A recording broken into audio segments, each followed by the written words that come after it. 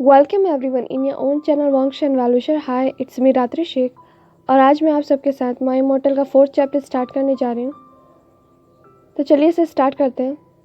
Fan fiction का नाम है I wish that you would just leave. Author का नाम है जोकर होम्स और सोर्स है AO3। इस फैन फिक्शन का लिंक डिस्क्रिप्शन बॉक्स में, अगर आप में से कोई भी रीड करना चाहे तो वहाँ जाके रीड कर सकता है। जियांग चैंग वो भी शायद से खुश नहीं था, क्योंकि जिन पपीज से वो प्यार करता था वो उससे दूर कर दिए गए थे, सिर्फ और सिर्फ इसलिए क्योंकि उसका new brother puppies and dog से डरता था। इससे कोई फ़र्क नहीं पड़ता कि जियांग चैंग कितना बैक करता है, कितना रिक्वेस्ट करता है, इवन वो प्रॉमिस भी करता है कि वो पपीज़ को वो भी शायद से दूर रखेगा, पर उसके फादर उसकी एक नहीं सुनते। यहाँ तक कि उसकी मदर भी उसके बिहाफ में बोलते हुए कहती है कि वो भी शैन को अपने डर का सामना करना ही पड़ेगा, और अगर पपीज़ उसके आसपास रहेंगे तो वो भी शैन अपने डर पे काबू करेगा। पर जियांग फेंगमिया जैसे ही वो भी शैन के पेल फेस की तरफ देखते हैं वो डिसीज़न ले लेते हैं। जियांग चैंग की मदर जियांग फेंगमिया को ये भी कहती है कि उसे अपने सन के फेवर में होना चाहिए, ना कि वो भी शैन के फेवर में। पर जियांग फेंगमिया उनकी एक नहीं सुनते और पपीज़ जैसे ही चले जाते हैं जियांग चैंग बहुत ज़्यादा ही उदास हो जाता है और वो सोचता है कि शायद उसकी मदर ठीक कह रही थी, शायद उसके फादर उससे ज़्यादा प्यार वो भी शैन से करते हैं। और इससे भी बुरी बात ये थी कि लोटस पेयर बाकी के क्लैन चिल्ड्रन से भर गया था। अगर बात करें जिन जिशुन की, तो वो एक पिकॉक की तरह हर बात पे अकड़ता रहता और जियांग यानली उसकी हर बात को मानती रहती और उसको हर चीज़ के लिए मनाती रहती। जियांग चैंग ये सब देख के बहुत ज़्यादा ही नाराज़ था। जियांग चैंग जानता है कि वो दोनों फियांसे है। जियांग चैंग जानता है कि उन दोनों की एंगेजमेंट हो गई है, पर क्या सिर्फ और सिर्फ इसीलिए जियांग यानली को जियांग चैंग पर कोई ध्यान नहीं देना चाहिए? और अगर बात करें वो भी शैन की, तो वो लैनवोंगजी के साथ बिल्कुल ऐसे था जैसे एक लॉस्ट पपी को उसका मास्टर मिल गया हो और वो अपने मास्टर के पीछे पीछे घूम रहा हो, और वो उसे तब तक टीज करता है जब तक कि लैनवोंगजी के ईयर रेड नहीं हो जाते। जियांग चैंग समझता है कि वो दोनों सोलमेट हैं और डेस्टिन ने यह तय किया है कि वो दोनों साथ में रहेंगे, पर क्या सिर्फ और सिर्फ इसीलिए वो भी शैन को जियांग चैंग को इग्नोर करना चाहिए और उस पर कोई ध्यान नहीं देना चाहिए? और अगर बात करें लैन सी चैन की, तो वो किसी संत से कम नहीं थे और जियांग चैंग उससे नफरत करने की कोई भी वजह ढूंढ नहीं पा रहा था, और ये चीज़ उसे और भी ज़्यादा इरिटेट करती है। जियांग चैंग अपने हर तरफ ये देखता है कि बाकी के क्लैन चिल्ड्रन ने उसकी जगह ले ली थी, ना सिर्फ ट्रेनिंग ग्राउंड में, यहाँ तक कि स्टडी सेशन में और उसके अफेक्शन में भी हर किसी ने उसकी जगह ले ली थी। और अब तो उसकी मदर भी उससे बहुत ज़्यादा ही हार्शली ट्रीट करने लगी थी। जियांग चैंग बहुत ज़्यादा ही उदास और दुखी होता है और वो ये फैसला लेता है कि वो भाग जाएगा और शायद कोई उसे वैसे ही ढूंढे जैसे कि उसके फादर ने वो भी शैन को ढूंढा था, और उसके बाद सब उसके साथ काइंड बिहेवियर करें। और अगर ऐसा नहीं होगा तो जियांग चैंग फॉरेस्ट में ही रहेगा और बड़ा और स्ट्रॉन्ग बनेगा, बिल्कुल वैसे जैसे कि the legend of wolf man की स्टोरी में होता है, जो कि उसका फेवरेट हीरो है।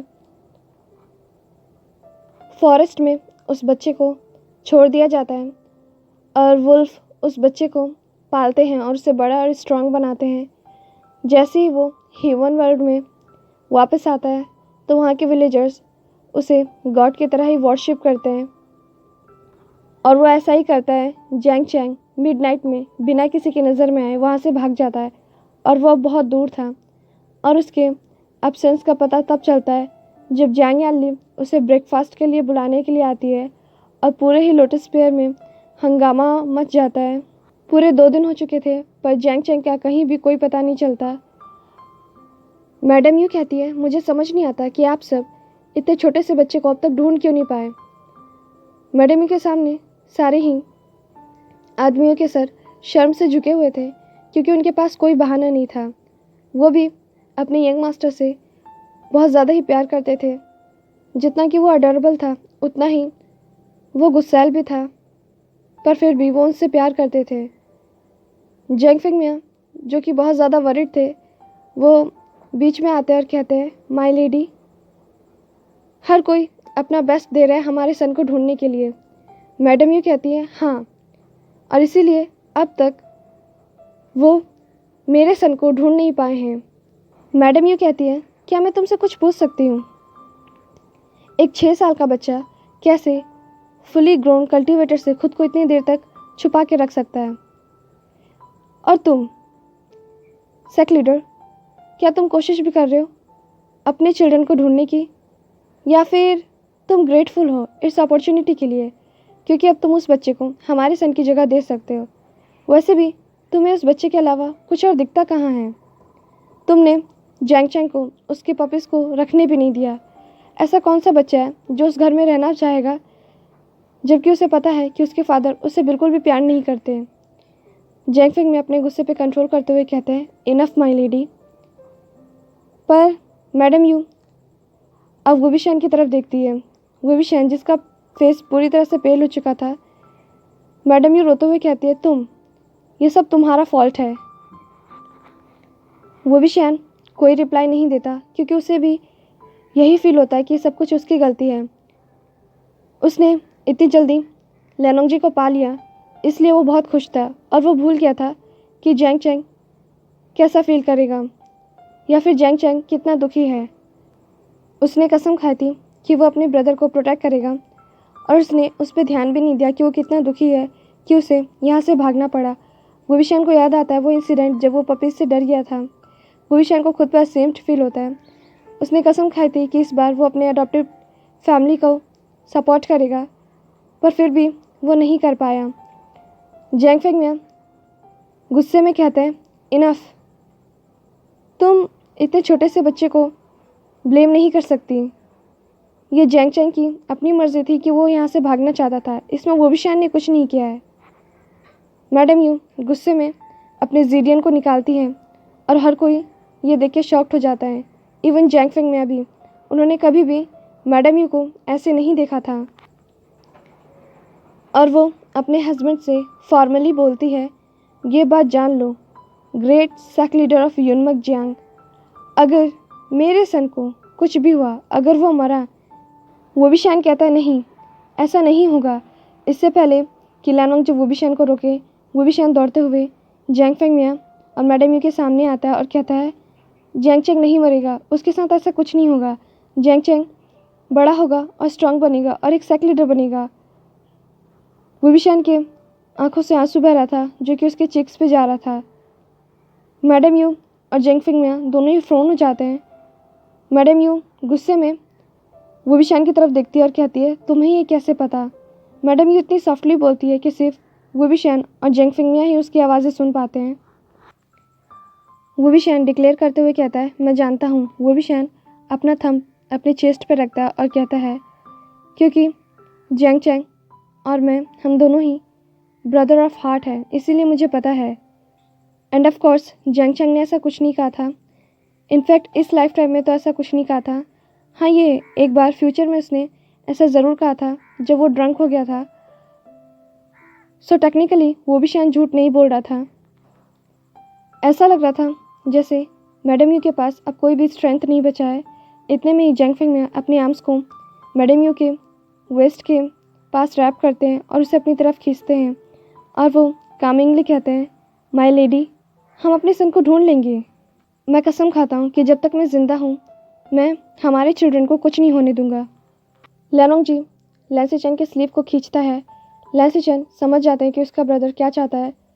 लैंसी चैन नोट करता है और वो जैंग फिंग में के आगे जाता है और बो करते हुए साइलेंटली पूछता है, सेक लीडर जैंग फिंग में, क्या हम कोई मदद कर सकते हैं जैंग चैंग को ढूंढने के लिए? जंगयाली भी आगे आती है और बो करती है और कहती है, यस फादर, प्लीज़ हमें अलाउ कीजिए कि हम जैंग चैंग को ढूंढ कर लाएं जितनी जल्दी पॉसिबल हो सके। जंगयाली की आंखें लाल थी और स्वेलन थी क्योंकि वो रो रही थी। जिन जिशवन जंग याली का हाथ पकड़ता है और उसे कंफर्ट करने की कोशिश करता है। जिन जिशवन ऑनेस्टली तो ये नहीं कह सकता कि वो भी जंग चैन के लिए परवाह करता है, पर हाँ, वो अपने फियांसे की बहुत परवाह करता है और उसका स्ट्रेस उसे भी परेशान करता है और वो जंग चैन को ढूंढ कर लाएगा ताकि जंग याली फिर से स्माइल कर सके। और वैसे भी वो नहीं चाहता कि लैन ब्रदर उससे आगे निकल जाए। जिन जिशवन भी जंग याली के आगे आता है, वो करता है और कहता है प्लीज़ मुझे भी अलाउ कीजिए, मैं भी जाना चाहता हूँ। लेनोंग जी भी अपने ब्रदर के पास जाके खड़ा होता है और साइलेंटली वो भी बो करता है। वो भी शैन भी लेनोंग जी के पास जाता है और वो भी बो करता है और परमिशन मांगता है। जेंगफिंग में स्माइल करते हैं और सॉफ्टली कहते हैं माय लेडी, ज़रा देखो तो हमारा सन कितना प्रीशियस है। वो चिल्ड्रंस की तरफ टर्न होते हैं और कहते हैं मुझे ये जान के बहुत खुशी हुई कि आप सब हेल्प करना चाहते हैं।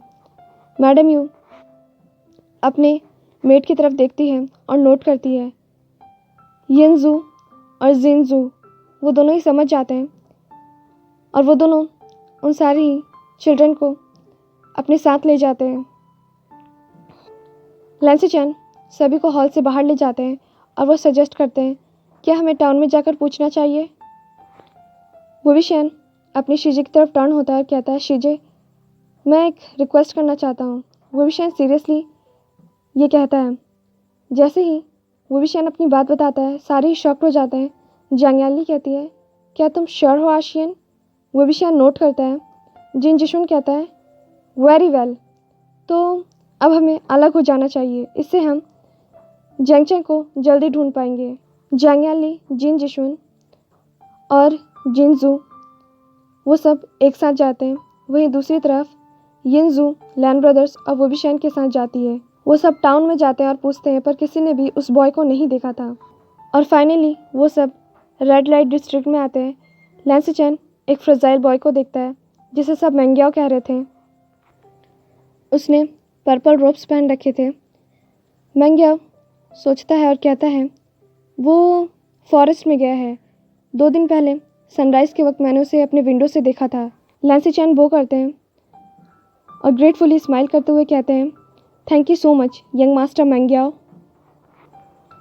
ये क्लियर था कि वो लड़का प्रोस्टिट्यूट का सन था और जैसे ही लैंसी चैन उसे थैंक यू कहते हैं वो शॉक्ड हो जाता है। इससे पहले किसी ने भी उसे थैंक यू नहीं कहा था और ये ब्यूटीफुल सा बॉय जो कि प्रेस्टीजियस लैंड क्लैन से है, जिसका एविडेंस है उसके वाइट रोब्स, वो उसे थैंक यू कह रहे हैं। वो भी सिर्फ उस बच्चे की छोटी सी इन्फॉर्मेशन के लिए। मैंग्याओ ये जानकर बहुत खुश था और वो कहता है मैं आपको बता सकता हूँ वो रास्ता। मैंग्याओ शायली ऑफ़र करता है। यिनजू अपने नोज़ को रिंग करती है और वहीं पे फ्रोन हो जाती है, जबकि लैंसी चैन उसे बिल्कुल ही इग्नोर करते हैं और वो मैंग्याओ की तरफ देख के स्माइल करते हैं और वो कहते हैं ये आपका काइंड है, थैंक यू सो मच, आप बहुत काइंड पर्सन हैं। लैंसी चैन अपने पॉकेट से एक कैंडी निकालते हैं और कहते हैं क्या आप इसे खाना चाहेंगे? मैंग्याओ शायली स्माइल करता है और वो लैंसी चैन को फॉरेस्ट में लेकर आता है। वो भी शैन और लैनोंग जी उसके पीछे थे और युनजू उन सभी को फॉलो कर रही थी। वो भी शैन मैंग्याओ की तरफ देखता है और सोचने लगता है मैंने इसे कहीं तो देखा है। वो भी शैन याद करने की कोशिश करता है पर उसे कुछ याद नहीं आता। वो भी शैन अपनी बुरी याददाश्त को कोसते हुए ये सोचता है कि अभी से जंगचैन को ढूंढना चाहिए और उसे घर लेकर जाना चाहिए। और हमारा ये फैन फिक्शन यहीं पर एंड होता है। आज के वॉम्शन गेम को स्टार्ट करते हैं और आज का मेरा क्वेश्चन है the way of couple fan fiction किस ऑथर ने लिखा है? आपको ऑथर का नाम लिखना है। मैं एक बार फिर से अपना क्वेश्चन रिपीट करती हूँ, the way of couple fan fiction किस ऑथर ने लिखा है? कमेंट करके ज़रूर बताइएगा कि आपको ये फैन फिक्शन कैसा लगा। आपसे मिलते हैं नेक्स्ट पार्ट में। Till then be happy, stay healthy, thanks for watching.